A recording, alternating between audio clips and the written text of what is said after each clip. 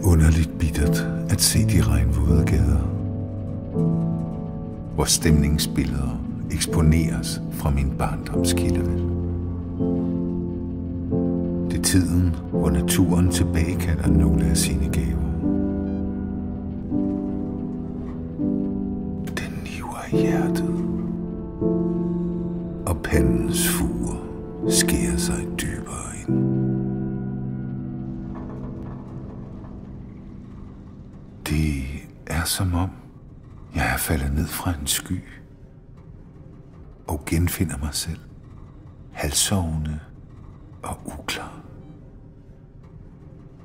i et tungt menneskelegeme.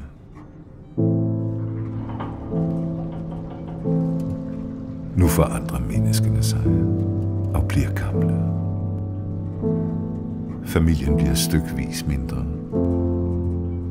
Skønheden er blevet forgængelig, og kærligheden er blevet til et ord.